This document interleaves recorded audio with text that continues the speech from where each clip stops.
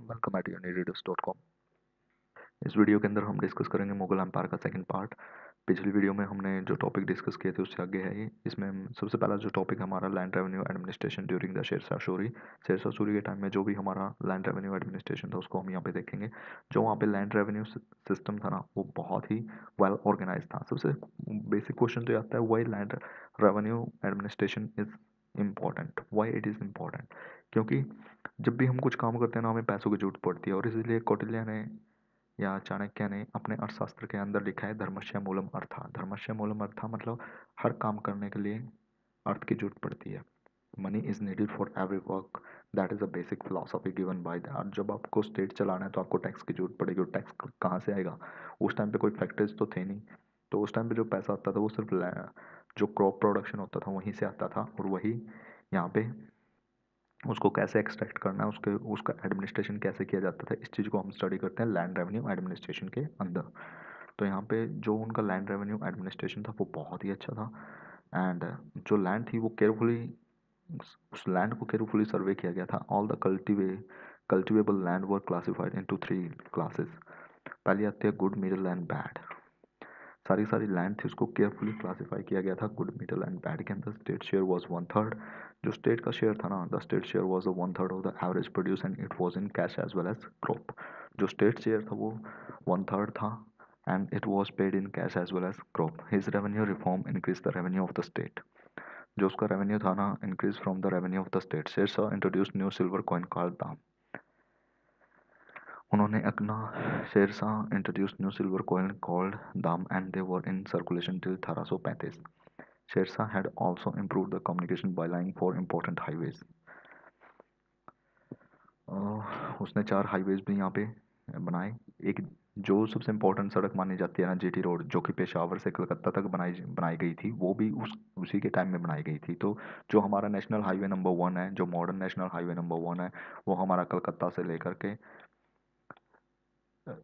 पेशावर तक जाता है, नेशनल हाईवे नंबर 1। लेकिन हाफ पार्ट इसका इंडिया के अंदर आ जाता है, हाफ पार्ट पाकिस्तान के अंदर आ जाता है। इसे शायद यहाँ पे बाघा बॉर्डर बोलते हैं। देवर सोनोग्राम टू सिंध। जो उसने 4 हाईवे बनाए उसमें था सोनोग्राम से सिंध तक, आगरा से बहरामपुर तक, जोधपुर से चित्तौड़ तक एंड लाहौर से मुल्तान तक। लाहौर से मुल्तान तक, जोधपुर से चित्तौड़ तक, आगरा से बहरामपुर तक, और सोनारगांव से सिंध तक। अब हम बात करते हैं रेस्ट हाउस की। Rest house was build on the highway for the convenience of the travellers. Police was efficiently recognized and crime was less during his regime. Military administration was also efficiently reorganized, and Sher Shah borrowed many ideas like branding of horses from the Alauddin Khilji। Military administration भी बहुत efficiently reorganized किया गया था, and Sher Shah borrowed many ideas like branding of horses from the Alauddin Khilji। Estimates of Sher Shah: he was a pious Muslim and very tolerant toward the other religions। अगर हम शेरशाह की बात करें, वो बहुत ही पियस मुस्लिम था and generally tolerant toward other religion. He employ Hindu in important offices. उसने अपने सारे सारे इम्पॉर्टेंट ऑफिसेज थे वहाँ पे सारे हिंदूज को एम्प्लॉय कर रखा था, जो कि उसकी टॉलरेंट पॉलिसी को शो करता था, और ये शो करता था कि वो सभी धर्मों का कहीं ना कहीं सम्मान करता था, सभी वेल एलिजिबल पीपल का सम्मान करता था। उसने आर्ट एंड कल्चर को बहुत अच्छे से डेवलप किया। उसने एक नई सिटी बनाई यमुना नदी के किनारे दिल्ली में, जिसे कि पुराना किला भी बोला जाता है। आज के टाइम में जो पुराना किला है ना, जो पुराना किला है ना दिल्ली में, और यमुना नदी के किनारे पर, उसी को बोला जाता है। वही सिटी उसने बनाई थी। उसने वहाँ पे एक मुसोलियम भी बनाया सासाराम के अंदर, जो कि एक मास्टरपीस है इंडियन आर्किटेक्चर का। Sher Shah also patronize the learn man. Sher Shah के टाइम में ही ये क्वेश्चन यहाँ से आ सकता है, this is a question in it self, कि मलिक मोहम्मद जायसी जिन्होंने की पद्मावत लिखी, वो किसके कंटेम्प्रेरी हैं? कंटेम्प्रेरी पे क्वेश्चन आ सकता है। He is contemporary to which one? तो वहाँ पे शेरशाह सूरी दे देंगे, अकबर दे देंगे, और उसके साथ आपको दे देंगे हुमायूं और बाबर। तो अब आप क्या करोगे? तो right answer is Sher Shah Suri. तो मलिक मोहम्मद जायसी जिन्होंने की पद्मावत लिखी, वो शेरशाह सूरी के समय में लिखी। He was contemporary to the Sher Shah Suri and he was get patronize by the Sher Shah Suri. After Sher Shah death in 1545, 1545 के अंदर जब शेरशाह की डेथ हो गई, हिज सक्सेसर रूल टिल 1555। 1555 तक उसको किया हुमायूं कॉन्कर्ड इंडिया। हुमायूं की बात करें, हुमायूं 1555 से 1556 तक फिर आ गया। वैन हुमायूं लेफ्ट 1540 में हुमायूं को भगा दिया गया था। He married the Hamid Bano Begum.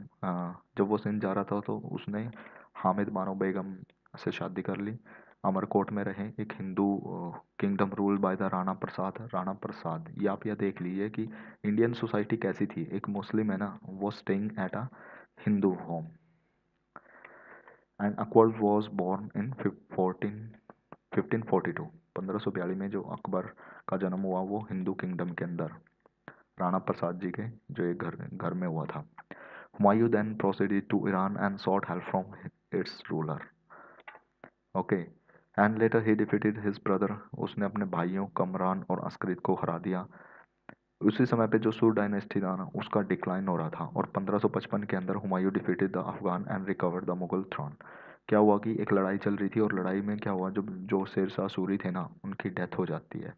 उसकी डेथ का कारण क्या है कि वो बारूद लगा रहे थे और बारूद लगाते लगाते तोप के अंदर बारूद लगा रहे थे और बारूद लगाते लगाते वो ब्लास्ट हो जाता है। इसमें शेरशाह सूरी की डेथ हो जाती है। और उसके जो अगले सक्सेसर थे ना, वो इतने काबिल नहीं थे जितने कि शेरशाह सूरी थे। कि एम्पायर चलाना हर किसी के बस की बात नहीं होती। और उसके बाद दोबारा से फिर हुमायूं ने दोबारा से फिर कैप्चर कर लिया मुगल एम्पायर को।